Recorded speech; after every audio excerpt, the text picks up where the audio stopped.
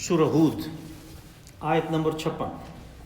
اعوذ باللہ من الشیطان الرجیم، بسم اللہ الرحمن الرحیم۔ انی توکلت علی اللہ ربی وربکم ما من دابۃ الا هو آخذ بناصیتها ان ربی علی صراط مستقیم۔ فَإِن تَوَلَّوْا فَقَدْ أَبْلَغْتُكُم مَّا أُرْسِلْتُ بِهِ إِلَيْكُمْ وَيَسْتَخْلِفُ رَبِّي قَوْمًا غَيْرَكُمْ وَلَا تَضُرُّونَهُ شَيْئًا إِنَّ رَبِّي عَلَى كُلِّ شَيْءٍ حَفِيظٌ۔ وَلَمَّا جَاءَ أَمْرُنَا نَجَّيْنَا هُودًا وَالَّذِينَ آمَنُوا مَعَهُ بِرَحْمَةٍ مِّنَّا وَنَجَّيْنَاهُم مِّنْ عَذَابٍ غَلِيظٍ۔ وَتِلْكَ عَادٌ جَحَدُوا بِآيَاتِ رَبِّهِمْ وَعَصَوْا رُسُلَهُ وَاتَّبَعُوا أَمْرَ كُلِّ جَبَّارٍ عَنِيدٍ وَأُتْبِعُوا فِي هَٰذِهِ الدُّنْيَا لَعْنَةً وَيَوْمَ الْقِيَامَةِ أَلَا إِنَّ عَادًا كَفَرُوا رَبَّهُمْ أَلَا بُعْدًا لِعَادٍ قَوْمِ هُودٍ۔ وَإِلَىٰ ثَمُودَ أَخَاهُمْ صَالِحًا قَالَ يَا قَوْمِ اعْبُدُوا اللَّهَ مَا لَكُم مِّنْ إِلَٰهٍ غَيْرُهُ هو أنشأكم من الأرض واستعمركم فيها فاستغفروه ثم توبوا إليه إن ربي قريب مجيب۔ صدق اللہ العظیم۔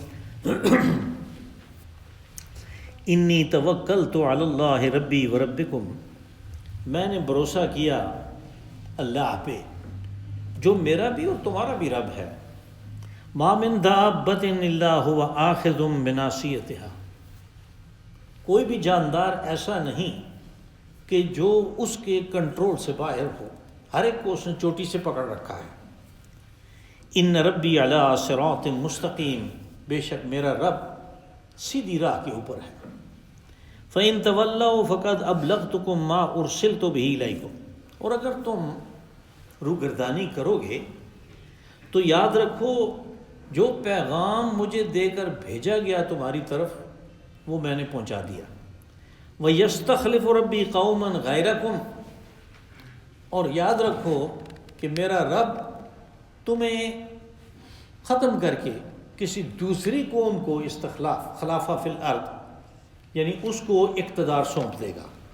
وَلَا تَضُرُّونَهُ شَيْئًا، اور اس کو کوئی بھی کوئی نقصان نہیں پہنچا سکتا ذرا بھی۔ ان ربی علی شیء حفیظ، علی کل شیء حفیظ، بے شک میرا رب ہر چیز کے اوپر نگران ہے۔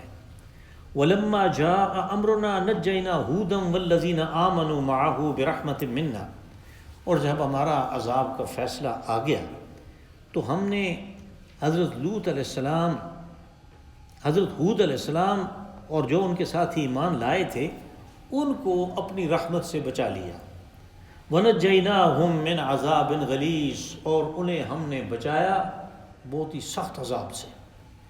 وَتِلْكَ عَادٌ جَحَدُوا بِآيَاتِ رَبِّهِمْ، اور یہ حضرت ہود علیہ السلام کی قوم تھی، قوم عاد، انہوں نے اپنے رب کی نشانیوں کا انکار کیا۔ وَعَصَوْا رُسُلَهُ وَاتَّبَعُوا أَمْرَ كُلِّ جَبَّارٍ عَنِيدٍ، اور انہوں نے رسولوں کی نافرمانی کی اور ہر سرکش اور جبار کے پیچھے پڑ گئے۔ وَأُتْبِعُوا فِي هَٰذِهِ الدُّنْيَا لَعْنَةً وَيَوْمَ الْقِيَامَةِ، اس دنیا میں بھی ان کے پیچھے لعنت اور اللہ کی پھٹکار ہوئی، اور آخرت میں بھی یہ سلسلہ ہوگا۔ الا ان عادا کفروا ربهم، سن رکھو کہ قوم عاد نے اپنے رب کی ربوبیت کا انکار کیا۔ الا بعدا لعاد قوم ہود، پھٹکار ہو قوم عاد کے اوپر جن کے رسول حضرت ہود علیہ السلام تھے۔ یہ قوم عاد کا جو واقعہ اس سورہ مبارکہ میں بیان ہوا اس کا آخری حصہ ہے۔ وَإِلَىٰ ثَمُودَ أَخَاهُمْ صَالِحًا، اور قوم سمود کی طرف ہم نے بھیجا ان کے بھائی حضرت صالح علیہ السلام کو۔ قَالَ يَا قَوْمِ اعْبُدُوا اللَّهَ مَا لَكُم مِّنْ إِلَٰهٍ غَيْرُهُ، حضرت صالح علیہ السلام نے قوم کے لوگوں سے مخاطب ہوتے ہوئے فرمایا کہ قوم کے لوگوں تمہیں کیا ہو گیا اللہ کے علاوہ کوئی معبود نہیں ہے۔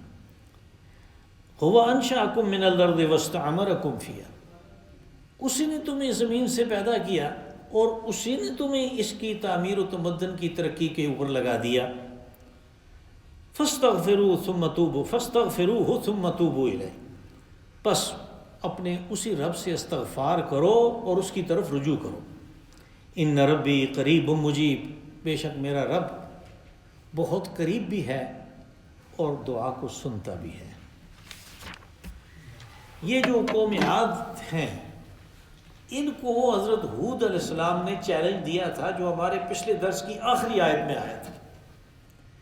اور قوم عاد کی نمایاں بات یہ تھی کہ یہ بڑے زوراور اور بڑے پہلوان قسم کے لوگ تھے۔ ان کی جیسے روایات میں آتا ہے ان کے بہت بڑے قد وغیرہ تھے، اور جیسے میں نے گزارش کی کہ ہر آدمی بڑا طاقتور تھا۔ تو حضرت ہود علیہ السلام نے انہیں جو چیلنج کیا اس کا تعلق اس طاقت کے ساتھ تھا۔ اس میں آخری آیت میں یہ بات آئی، پچھلے درس کی آخری آیت میں آپ نے کہا کہ تم نے جو چال بھی چلنی ہے میرے خلاف اکٹھے ہو کے چلو اور پھر مجھے مہلت نہ دو۔ کیا ہوتا ہے اب اس چیلنج کے لیے، یعنی اس قسم کی جبار اور سرکش قوم جو ہے، مشرکین جو ہیں، جن کے لیے وہ دعوت پہلے ہی ایک چڑ کا سبب بن چکی ہے، ان کو چیلنج کسی بل بوتے پہ دیا جاتا ہے۔ آدمی ایک ایسے شخص کے ساتھ اگر مقابلے پہ نکل آتا ہے جس کے پاس تلوار ہے، تو پھر خواہ مخواہ اسے ایک ڈھال تو چاہیے۔ تو ان رسول کے پاس جو ڈھال ہے اس کا تذکرہ آج کے درس کی پہلی آیت میں، یعنی کس بل بوتے پہ، کس چیز کے اوپر وہ تکیہ کر کے ان کو چیلنج کر رہے ہیں کہ تم نے جو کرنا ہے میرا کر لو، اکٹھے ہو کے کر لو اور پھر مجھے مہلت بھی نہ دو۔ کہا انی توکلت علی اللہ ربی و ربکم، یہ ہے وہ بھروسہ، وہ توکل کہ جس کی بنیاد پہ انہوں نے چیلنج کیا۔ یہ حضرت ہود علیہ السلام کا توکل ہے۔ کہا کہ میں نے اس اللہ کے اوپر بھروسہ کیا ہے کہ جو میرا تو رب ہے تمہارا بھی رب وہی ہے۔ اب رب کی یہ شان ہے کہ وہ جو ربوبیت ہے اس کی، اس کا تقاضا ہے کہ وہ انصاف فراہم کرے۔ یعنی وہ معبود تو ہے، لیکن معبود ہونے کے ساتھ اس نے سب سے بڑی صفت جس کا اپنا تذکرہ کیا وہ اس کی ربوبیت۔ اور اس ربوبیت سے آپ دیکھیں گے قرآن حکیم میں اس نے قیامت کا برپا ہونا، اس کے اوپر اس ربوبیت کو ایک دلیل لیا ہے، اور سب سے پہلے اس کا تذکرہ کیا کہ الحمدللہ رب العالمین، تعریف اس اللہ کی جو رب العالمین ہے۔ تو اللہ کی ربوبیت سے یہ بالکل بعید ہے کہ وہ اس کے رسول کو کوئی آ کے زخمی کرے، کوئی اس کو قتل کرے، کوئی اس کو شہید کرے اور اللہ کچھ نہ کر سکے۔ دونوں باتیں ناممکن ہیں۔ یعنی اللہ سب کا سب کچھ کرنے والا ہے۔ انہی قوم عاد کے بارے میں سورہ احقاف میں کہا کہ دیکھو جس اللہ نے تمہیں پیدا کیا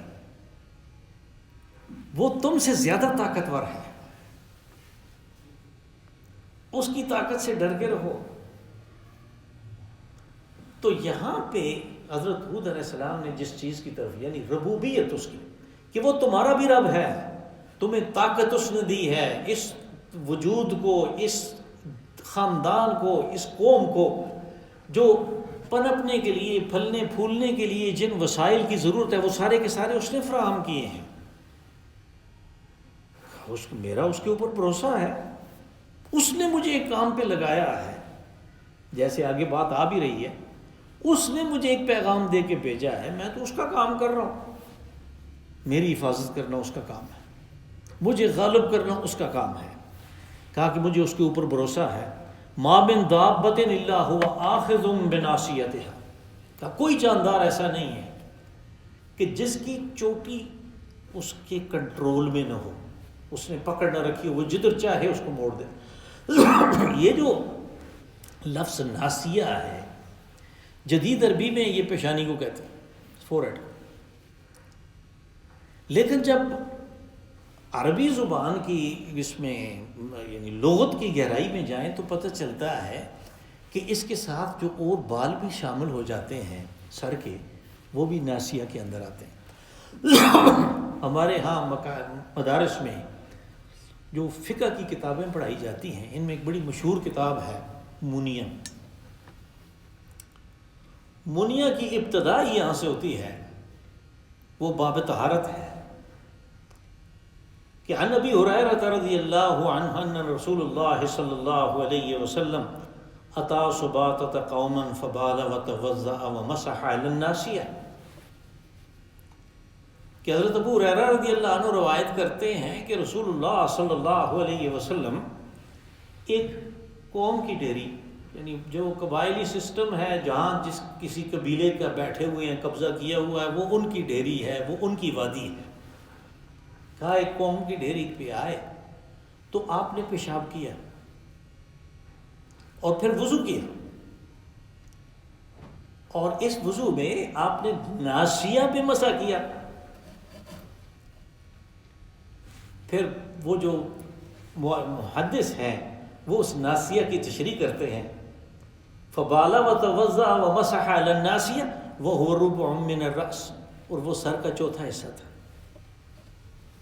ہم کہتے ہیں نا سر کا چوتھا حصہ مسح کرنا اس کا فرض ہے، وضو کے فرائض میں سے ہے۔ اگر یہ مسح رہ گیا تو فرائض میں سے ایک فرض رہ گیا، وضو نہیں ہوا۔ تو اس ناسیہ کی تشریح کی کہ اس میں یہ سر کا چوتھا حصہ ہے۔ تو ناسیہ جدید عربی میں، جیسے میں نے گزارش کی، ناسیہ پیشانی کو کہتے ہیں، اس لیے آپ کو ترجموں میں پیشانی لکھا ہوا نظر آتا ہے، لیکن یہ بالوں سمیت ہے۔ تو آخذ بناسیت، یا اس نے ان کے چوٹی کے بالوں کو پکڑا ہوا ہے۔ کیسا بے بس ہو جاتا ہے آدمی، یہ ہماری طرح نہیں ہے، بلکہ اس زمانے میں سارے لوگوں کے بال ہوتے تھے، اور وہ پٹے جو ہیں وہ رکھے ہوتے تھے۔ رسول اللہ صلی اللہ علیہ وسلم کے اپنے بھی بال تھے، آپ نے اپنی ساری زندگی میں صرف 2 دفعہ سر صاف کیا، صاف کروایا، ایک جب آپ نے عمرہ قضا کیا، اور دوسرا جب آپ نے حج کیا، ورنہ آپ کے بھی اسی طرح بال تھے جیسے باقی لوگوں کے بال ہوتے تھے۔ تو اس لیے اس کو ناسیہ کہا کہ وہ پیشانی جس کے بال ہے وہ اس میں پکڑا ہوا ہے، وہ اس کے قابو میں ہے، کنٹرول میں ہے۔ ان ربی علی صراط مستقیم، یہ بڑی خاص بات ہے، کہا کہ میرا رب سیدھے راستے کے اوپر ہے۔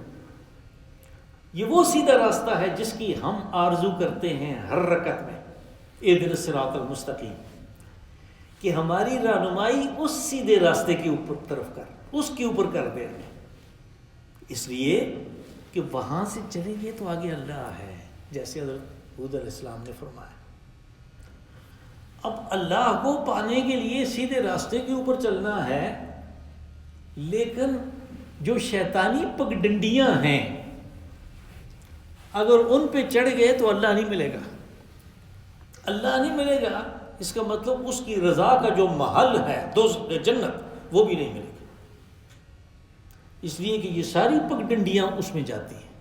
یہاں پہ ان پگڈنڈیوں کی بات ہے کہ جن کے بارے میں قوموں کو بہت ٹھوکر ہوئی، اور وہ یہ تھی کہ وہ پوجا پاٹ تو بتوں کی کرتے تھے یا کسی اور چیز کی کرتے تھے، جیسے ہمارے ہاں ہے، نظر نیاز ان کے نام کے، ڈنڈوت ان کے نام کے، لڑنا مرنا مارنا ان کے نام پہ، اور کہنا کہ یہ اللہ کے قریب کریں گے ہم ان کو خدا نہیں مانتے۔ لیکن یہ کوئی اتنی عجیب بات نہیں ہے، یہ ساری قومیں یہی بات کہتی تھی، قریش بھی یہی کہتے تھے۔ ان کو پوچھو، قرآن پاک میں ہے، ان کو پوچھو، وَلَئِن سَأَلْتَهُم مَّنْ خَلَقَ السَّمَاوَاتِ وَالْأَرْضَ لَيَقُولُنَّ اللَّهُ، کہ زمین و آسمان کو کس نے پیدا کیا؟ وہ کہتے ہیں اللہ نے۔ وَلَئِن سَأَلْتَهُم مَّن نَّزَّلَ مِنَ السَّمَاءِ مَاءً فَيَقُولُونَ اللَّهُ، آسمانوں سے پانی کون برساتا ہے؟ وہ کہتے ہیں اللہ۔ اگر یہی بات ہے تو پھر بیت اللہ کے اندر بارش کا بت کیوں رکھا ہوا تھا؟ یعنی قرآن پاک نے گواہی دی کہ یہ کہتے ہیں بارش اللہ برساتا ہے، اور ہمیں یہ پتہ ہے کہ بارش کا بت رکھا ہوا تھا، اس لیے کہ ایک مشہور واقعہ ہے کہ کسی زمانے میں غربت آ گئی اور وہ جو اس کا میلہ جب لگتا تھا بارش کے بت کا، وہ میلہ نہیں کر سکے، اس کے نام کی دیگیں نہیں پکا سکے، بارش نہیں ہوئی بارش نہیں ہوئی۔ پھر انہوں نے کہا کہ بارش کے لیے تو کچھ کرنا پڑے گا، پھر انہوں نے چندہ کیا، پھر کچھ کیا، بارش ہوئی۔ یعنی اللہ بندے کے ساتھ اس کے گمان کے مطابق فیصلہ کرتا ہے۔ وہ کہتا ہے میں بندے کے گمان کے بالکل مطابق اس کے پاس ہوں، فیصلہ کرتا ہوں، اور پختہ ہو جاتا ہے وہ اپنے اس کام میں۔ تو وہ ان کو کہتے ہیں کہ میرا رب سیدھے راستے کے اوپر ہے، اس کو پانے کے لیے تمہیں وسائل کی ضرورت نہیں ہے، وہ خود قریب ترین ہے۔ میں نے پہلے بھی اس کی بارہ تعریف کی، جب ہم سکولوں میں کے زمانے میں، مجھے یاد نہیں ہے وہ 5ویں 6ٹھی میں یا 8ویں 10ویں میں خط مستقیم کی تعریف کرتے تھے جیومیٹری میں، تاکہ خط مستقیم کی تعریف کرو۔ وہ تعریف یہ ہوتی ہے کہ دو نقطوں کے درمیان کم سے کم فاصلے کو خط مستقیم کہتے ہیں، اسٹریٹ لائن۔ اگر ذرا بھی یہ فاصلہ اس سے جو زیادہ ہو جائے گا وہ مستقیم نہیں ہے، وہ ٹیڑھا ہے۔ اب آپ نے بار بار دیکھا قرآن پاک میں یہ چیز آتی ہے، یصدون عن سبیل اللہ ویبغونها عوجا، کہ وہ اللہ کے راستے سے روکتے ہیں اور اس راستے میں ٹیڑھ پن تلاش کرتے ہیں، یعنی کہاں سے موڑ کے لوگوں کو ادھر لے جائے، سیدھے راستے پہ نہیں رہنے دیتے۔ یہ سیدھا راستہ جو ہے وہ ہے کہ جس میں آپ کو اللہ تک پہنچنے کے لیے کسی وسیلے کی ضرورت نہیں ہے۔ وسیلہ وہی ہے جو رسول اللہ صلی اللہ علیہ وسلم نے بتایا، اور وہ کیا ہے؟ وہ آپ کی سنت ہے، وہ کیا ہے؟ وہ اللہ کے احکامات کے اوپر عمل ہے، یہ وسیلہ ہے۔ باقی کسی چیز کا سہارا، کسی کا سہارا جو ہے یہ اس راستے میں کام نہیں آتا۔ یہ سیدھا راستہ ہے، یہ مختصر ترین ہے، اس کے اوپر اللہ ہے، اس کے اوپر جنت ہے۔ فَإِن تَوَلَّوْا فَقَدْ أَبْلَغْتُكُم مَّا أُرْسِلْتُ بِهِ إِلَيْكُمْ، کہا کہ اگر تم پھر بھی روگردانی کرو، تم میری بات کو نہ سنو، تو یاد رکھو میں نے اپنا کام کر دیا۔ جو پیغام میرے رب نے مجھے دے کے تمہاری طرف بھیجا تھا، الیکم تمہاری طرف بھیجا تھا، وہ تو میں نے تمہیں پہنچا دیا، میرا کام ختم ہو گیا۔ اب یہ رسول جو ہیں ان کے اوپر وہ وقت آ گیا ہے کہ وہ قوم سے برات کا اعلان کریں۔ اب تمہارے اور میرے درمیان رسول اور امت کا تعلق ختم ہے، اس لیے کہ جب تک رسول موجود ہے اس وقت تک قوم عذاب سے بچی رہتی ہے، لیکن جب وہ بیچ میں سے نکل گیا تو یوں سمجھ لیں کہ وہ ڈھال جو ہے وہ بیچ میں سے نکل گئی، اب جو بھی وار آئے گا سیدھا لگے گا۔ آپ نے کہا کہ میں نے وہ پیغام پہنچا دیا ہے۔ وَيَسْتَخْلِفُ رَبِّي قَوْمًا غَيْرَكُمْ، ساتھ میں ایک خبر بھی دے دی کہ تمہارے جو حالات ہیں وہ اس طرح کے ہیں کہ میرا رب تمہیں ختم کر کے کوئی دوسری قوم لے آئے گا۔ اب اس کو یعنی ایک دھمکی نہیں کہا جا سکتا، بلکہ رسول جو بات کرتے ہیں وہ ایسے جیسے دیکھ رہے ہیں اپنی آنکھوں سے، ان کو مشاہدہ ہو رہا ہے کہ ان کے ساتھ کیا ہونے والا ہے، وہ اپنے مشاہدے کو بیان کر رہے ہیں۔ وَيَسْتَخْلِفُ رَبِّي قَوْمًا غَيْرَكُمْ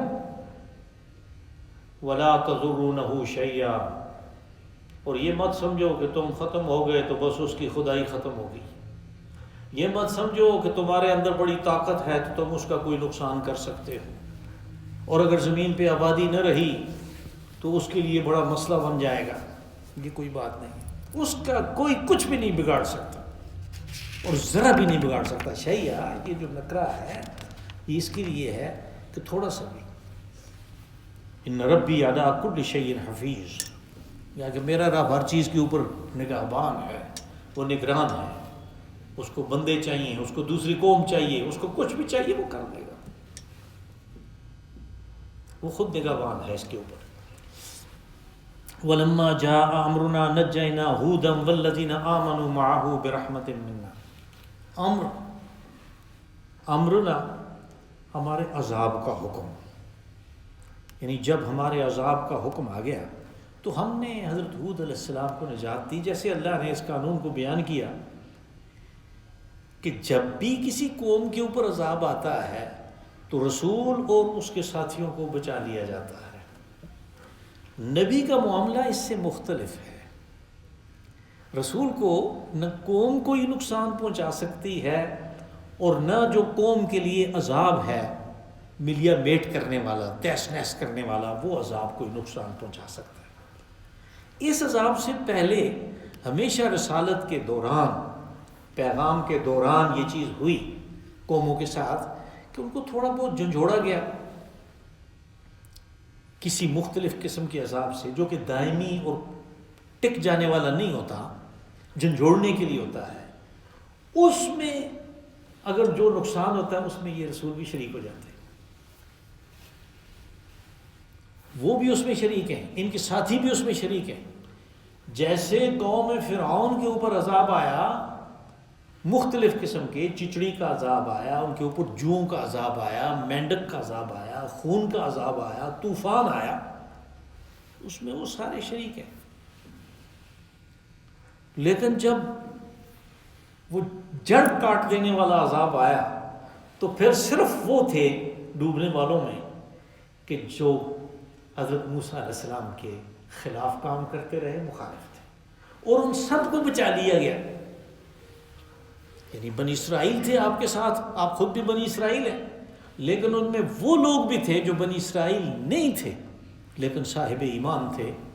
انہی میں سے آپ کے خلیفہ ہوئے یوشع بن نون، اور یوشع بن نون حضرت موسیٰ علیہ السلام کے خلیفہ ہیں، وہ کہ جنہوں نے اسرائیلی سلطنت کی بنیاد رکھی، جنہوں نے آگے بڑھ کے حضرت موسیٰ علیہ السلام اور حضرت ہارون علیہ السلام کے انتقال کے بعد قوم منظم ہو چکی تھی، آگے بڑھ کے عریخہ شہر پہ حملہ کیا، قبضہ کیا اور حکومت برپا کی اسرائیل کی۔ یہ بنی اسرائیل نہیں تھے، انہوں نے اسرائیل کی حکومت برپا کی، تو یہ قبطی نسل تھے۔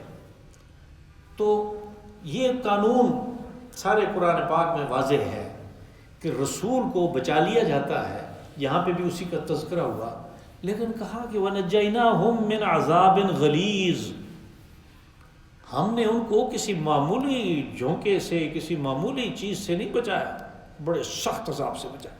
غلیظ سخت، جب یہ لفظ اردو میں آیا تو اس کے ترجمے میں بہت فرق آ گیا۔ ہم گندے کو کہتے ہیں غلیظ، ناپاک کو، لیکن قرآن پاک میں اور عربی زبان میں غلظ یغلظ، یعنی اس نے سختی کا مظاہرہ کیا۔ اور یہ لفظ سورۃ توبہ میں پہلے بھی گزر چکا، یا ایھا الذین آمنوا قاتلوا الذین یلونکم من الکفار ولیجدوا فیکم غلظہ، کہ ایمان والو جہاد کرو، لڑائی کرو، ان کافروں کو قتل کرو، اور انہیں اب پتہ چلنا چاہیے کہ تم واقعی سخت ہو ان کے معاملے میں۔ یعنی یہ سخت کے لیے، شدید کے لیے اور کسی بڑی چیز کے لیے استعمال ہوتا ہے جس کے اندر منفی پہلو پایا جاتا ہے۔ تو کہا کہ ہم نے انہیں بڑے عذاب سے بچایا، کوئی معمولی بات نہیں تھی۔ اور یہ عذاب جو ہے، اس کا تذکرہ قرآن پاک میں جگہ جگہ پہ ہے۔ ان تمام جگہوں میں جو کچھ موجود ہے اس کو اگر اکٹھا کریں تو ایسے نظر آتا ہے کہ ان کے اوپر سردیوں کے موسم میں، جو سردیوں کے موسم میں عرب علاقوں میں شام سے ہوائیں تیز چل جاتی ہیں، جھکڑ چلتا ہے، تو اس میں اس قسم کی شدید سردی ہوتی ہے کہ ان کی جو موسمی فصلیں ہیں وہ بھی تباہ و برباد ہو جاتی ہیں۔ اور ان ہواؤں کے ذریعے سے جن کے اندر پانی کی کوئی بوند نہیں ہوتی، دوسری جگہ اس کے لیے لفظ استعمال ہوا عقیم، ریح عقیم، یعنی بانجھ قسم کی ہوائیں جن میں پانی کی کوئی بوند نہیں، تو ان کے ساتھ وہ گردہ اٹھتا ہے، تو جو باغات ہیں، جو چیزیں انہوں نے کاشت کی ہوئی ہیں، ان کے اوپر بھی وہ تہ در تہ جم جاتا ہے۔ بس سردیوں کے دنوں کو یہ لوگ، عرب لوگ جو ہیں، نحوست والے، منحوس دن کہتے ہیں، اور قرآن پاک میں یہ لفظ ان دنوں کے لیے، قوم عاد کے لیے خاص طور پہ 2 دفعہ استعمال ہوا۔ سورہ حامیم سجدہ میں کہا فَأَرْسَلْنَا عَلَيْهِمْ رِيحًا صَرْصَرًا فِي أَيَّامٍ نَحِسَاتٍ لِنُذِيقَهُمْ عَذَابَ الْخِزْيِ۔ منحوس، جن کو تم منحوس کہتے ہو، کہا ان دنوں میں بعد سرسر ہم نے تمہارے اوپر چلا دی، ہوا کا کچھ بھی نہیں کر سکتے تھے، وہ طاقت کسی کام نہیں آئی۔ اور اسی طرح سورہ قمر میں فرمایا کہ فی یوم نحس مستمر، کہ اس جس کو تم منحوس کہتے ہو، اس دن ایک ٹک جانے والی، برقرار رہنے والی۔ اور پھر سورہ حاقہ میں کہا کہ وہ 7 دن اور 8 راتیں چلتی رہی، اور اس کے بعد وہاں پہ کچھ بھی نہیں تھا۔ لیکن اسی کے اندر سے اللہ نے اپنے رسول کو اور ان کے ساتھیوں کو بچایا۔ کہا وَتِلْكَ عَادٌ جَحَدُوا بِآيَاتِ رَبِّهِمْ۔ تلکا کا اشارہ اصل میں قریش کو، یا بعد میں آنے والے جیسے ہم لوگ ہیں ان کو متوجہ کرنے کے لیے ہے۔ یعنی ہم کسی کو کہتے ہیں نا کہ یہ ہے صورتحال، دیکھ لو، یہ ہے تلکا۔ کہا کہ یہ قوم عاد ہے، قریش کو کہا کہ یہ قوم عاد ہے، ان کا انجام دیکھو، جحدوا بآیات ربہم، انہوں نے اپنے رب کی آیات کا، ان نشانیوں کے اوپر چلنے سے، ان کو یعنی مشعل راہ بنا کے اپنی منزل پانے سے انکار کر دیا، جیسے تم کر رہے ہو۔ قریش بھی تو یہی کرتے تھے، جو کچھ عاد نے کیا وہ قریش بھی کر رہے تھے، اس لیے ان کو کہا تلک عاد جحدوا بآیات ربہم، کہ یہ کچھ ان کے ساتھ ہوا، کس لیے کہ انہوں نے اپنے رب کی آیات کے اوپر چلنے سے انکار کر دیا۔ وَعَصَوْا رُسُلَهُ وَاتَّبَعُوا أَمْرَ كُلِّ جَبَّارٍ عَنِيدٍ، اور انہوں نے رسولوں کا نافرمانی کی، حالانکہ ایک رسول تھے حضرت ہود علیہ السلام۔ یہاں پہ جمع لفظ استعمال ہوا، رسولہ، جمع اس لیے استعمال ہوا کہ تمام رسولوں کی دعوت مشترک ہے، دعوت ایک ہی ہے، اور وہ توحید کی دعوت ہے۔ ایک کا انکار کیا گویا سب کا انکار کر دیا۔ اس لیے تو ہمارے ایمان کا حصہ یہ ہے کہ ہم سب رسولوں کو مانتے ہیں، ان کو ماننے سے ہمارے ایمان میں اضافہ ہوتا ہے، ہم کو کسی دوسرے کی قوم نہیں بن جاتے۔ آمنت باللہ وملائکتہ ورسلہ جمع استعمال کرتے ہیں، اس لیے کہ سب کی دعوت ایک ہی ہے۔ پس عاد نے ایک رسول کا انکار کیا، گویا سارے رسولوں کا انکار کیا۔ اللہ نے فرمایا انہوں نے رسولوں کا انکار کر دیا، رسولوں کی نافرمانی کر دی۔ وَاتَّبَعُوا أَمْرَ كُلِّ جَبَّارٍ عَنِيدٍ، جن کی بات ماننی چاہیے تھی ان کی بات نہیں مانی، اور جو سرکش قسم کے ضدی لوگ تھے، ہوتے ہیں نا ہر قوم میں، ہر قبیلے میں کچھ سردار ٹائپ لوگ ہوتے ہیں، کوئی ناظم ہوتے ہیں، کوئی کونسلر ہوتے ہیں، کوئی MNA ہوتے ہیں، کوئی MPA ہوتے ہیں، تو ایسے ان کے بھی ہوں گے، وہ بھی اپنا ایک نظام تو چلا رہے تھے۔ تو جو ان کے لیڈر تھے ان کے بارے میں کہا کہ جبار عنید، ضدی اور سرکش، ان کی باتوں کو تو مانا، رسول کی بات کو نہیں مانا۔ وَأُتْبِعُوا فِي هَذِهِ الدُّنْيَا لَعْنَةً وَيَوْمَ الْقِيَامَةِ، کہا ان حرکتوں کا، ان کرتوتوں کا نتیجہ یہ نکلا کہ لعنت ان کے پیچھے پڑ گئی، یعنی گویا چپک کے رہ گئی ان کے ساتھ، اس دنیا میں بھی اور یہ یاد آخرت میں بھی ہوگا۔ لعنت کیا ہے؟ اللہ کی رحمت سے دوری۔ الا ان عادا کفروا ربهم الا بعدا لعاد قوم ہود، کہا سنو کہ یہ وہ عاد ہے، قوم عاد، کہ جس نے اپنے رب کی ربوبیت کا انکار کیا، یعنی کسی جگہ بھی یہ نہیں آیا کہ انہوں نے اللہ کو خالق و مالک ماننے سے انکار کیا، جہاں بھی بات آتی ہے رب کی آتی ہے، کہ رب کی ربوبیت کا کفر کیا انہوں نے۔ الا بعدا لعاد قوم ہود، کہ پھٹکار ہو اس قوم عاد کے اوپر کہ جن کی طرف رسول کی حیثیت سے حضرت ہود علیہ السلام آئے تھے. وَإِلَىٰ ثَمُودَ أَخَاهُمْ صَالِحًا. اور پھر ان کے بعد یعنی عاد کو قرآن پاک میں ایک جگہ پہ کہا عادن الاولا، یعنی قوم عاد پہلا حصہ اولا. ہمارے مفسرین کہتے ہیں کہ عاد ثانی اصل میں قوم سمود ہے. اور وہ جو ایک مصری آتھر ہیں نجار، انہوں نے یہ بات لکھی ہے کہ جو حضرت ہود علیہ السلام کے ساتھی بچ گئے تھے، یہ لوگ اس علاقے کو چھوڑ گئے اس لیے کہ وہ آباد رہنے کے قابل ہی نہیں تھا. وہاں پہ اتنی خوفناک آندھی آئی تھی کہ ان کے اوپر لاکھوں کروڑوں اربوں ٹن مٹی اور پتھر جو ہیں وہ اکٹھے ہو گئے آ کے.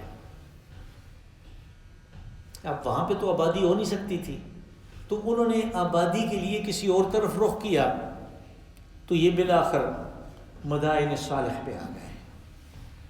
یہاں پہ پھر وہ خوب بڑے پھلے پھولے صاحب ایمان لوگ تھے، اور ان کی طرف جب ان کے اندر بھی وہ چیز جو ہے شرک وغیرہ آہستہ آہستہ قوموں کے اندر آتا ہے، وہ آیا تو ان کی طرف انہی میں سے ایک شخص حضرت صالح علیہ السلام کو بطور رسول مبعوث کیا. مجھے یہ یاد ہے کہ میں وہ لایا تھا ایک کتاب، جب سورہ اعراف کو ہم کر رہے تھے تو اس میں وہ سارے فوٹو بھی تھے مدائن صالح کے، اور ان کے وہ گھروں کے اور ان بادشاہوں کے محلات جو انہوں نے پہاڑوں کو تراش کے بنائے تھے. اور اگر آپ وہ سنگلاخ قسم کی چٹانیں دیکھیں تو ان کی ٹیکنالوجی کے اوپر آدمی حیران ہوتا ہے کہ آج بھی ڈائمنڈ کٹر کے علاوہ ان پتھروں کو کاٹا نہیں جا سکتا، اور انہوں نے ان کو کاٹ کے ان کے اندر محل بنائے، اور پھر ایسے ایسے کام کیے کہ باقاعدہ روشنی کا انتظام ہے. اور وہ چیز یعنی کچھ قومیں ایسی ہیں جیسے قوم عاد تھی، نام و نشان بھی مٹ گیا اور جگہ کا پتہ بھی نہیں ہے کہاں پہ تھے. لیکن کچھ ایسی ہیں کہ وہ خود تو ختم ہو گئے، ان کی جڑ کاٹ دی گئی نافرمانی کی وجہ سے، لیکن ان کے آثار باقی رہے. یہ ان میں سے ہیں جن کے آثار باقی ہیں. آپ مدینہ منورہ سے شمال کی طرف جائیں تبوک روڈ پہ تو پھر خیبر کے تقریباً 20 کلومیٹر بعد ایک جگہ آ جاتی ہے. وہاں سے اگر لائسنس ہو آپ کے پاس، اگر اجازت نامہ ہے گورنر کا، تو پھر مغرب کی طرف جائیں تو مدائن صالح ہے، اور بہت قریب ہی وہ کنواں آ جاتا ہے جس کا تذکرہ سورہ شعراء میں آئے گا کہ وہ ایک دن وہ اونٹنی پانی پیتی تھی اور ایک دن وہ بستی والے پانی پیتے تھے. اور پھر رسول اللہ صلی اللہ علیہ وسلم نے تبوک کا سفر کیا تو یہ کنواں راستے میں پڑتا تھا. اب راستہ تقریباً 2-3 کلومیٹر مشرق میں ہے روڈ، اس وقت روڈ نہیں تھے. تو جب اس کنویں میں پانی دیکھا صحابہ اکرام کھڑے ہو گئے کہ پانی کی تو بہت سخت ضرورت ہے. آپ نے فرمایا اس کنویں سے پانی نہیں پینا. یہ قوم صالح کا کنواں ہے جن کے اوپر عذاب آیا تھا، یہاں پہ نکلو. کچھ لوگ پہلے پہنچے تھے جنہوں نے آٹا وغیرہ گوندھ لیا تھا، کہا نہیں یہ آٹا بھی ادھر ہی چھوڑ دو، یہ وہاں پہ ہے یہ جگہ. اور اگر آپ چاہیں تو میں پھر لے آؤں گا وہ کتاب، وہ پھر دیکھ لینا وہ فوٹو وغیرہ کبھی، یا سورہ شعراء میں پہنچیں گے تو زندگی ہوئی تو پھر دکھا دیں گے. قال یا قوم اعبدوا اللہ ما لکم من الہ غیرہ. آپ نے دیکھا دعوت مشترک ہے. کہا قوم کے لوگوں تمہیں کیا ہو گیا، اللہ کے علاوہ معبود کوئی نہیں ہے. اب وہ اس لیے کہتے ہیں کہ یہ دوسروں کے سامنے جھکتے ہیں، تو پھر جھکنا جو ہے اس کے نام کے نظر نیاز پکانا، اس کے نام کے ڈنڈوت کرنا، اس کے نام کے دیگیں پکانا، اس کی خوشنودی کے لیے جانوروں کو ذبح کرنا اور گھر میں پال کے رکھنا کہ یہ فلاں کے لیے ہے، یہ سارا حرام ہے، یہ شرک ہے. وہ یہی کہہ رہے ہیں کہ تمہیں کیا ہو گیا، اللہ کے علاوہ معبود کوئی نہیں، تم اس کو خالق و مالک کہتے ہو، عبادت دوسروں کی کرتے ہو؟ هو انشأکم من الارض واستعمرکم فیہا، اس نے تمہیں اس زمین سے پیدا کیا اور تمہیں اس کی تعمیر و ترقی کے اوپر اسی نے لگایا ہے. یعنی ان کا یہ کہنا تھا کہ ہم ٹیکنالوجی میں بہت آگے ہیں، ہمیں کوئی نہیں پہنچ سکتا.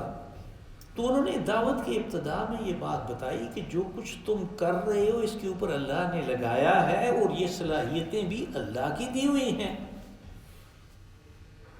وَاسْتَعْمَرَكُمْ فِيهَا، استعمرہ کہتے ہیں یعنی کام میں ایسے مگن ہو جانا کہ وہ جب آپ چھوڑیں اس کو تو پتہ چلے کہ کسی نے کوئی کام کیا، بہترین کام کیا، تعمیر و ترقی کا کام.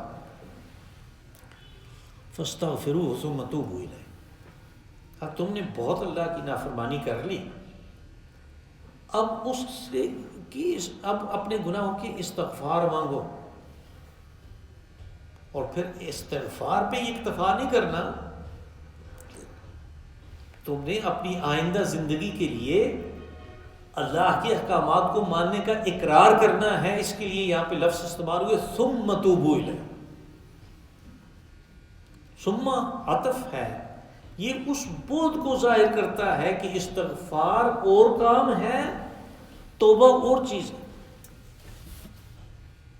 عطف نے ایک بود پیدا کیا، ایک دوری پیدا کی دونوں اعمال کے درمیان، جن کو ہم اپنی زبان میں بالکل ایک ہی کر دیتے، توبہ استغفار. استغفار علیحدہ ہے، توبہ علیحدہ ہے.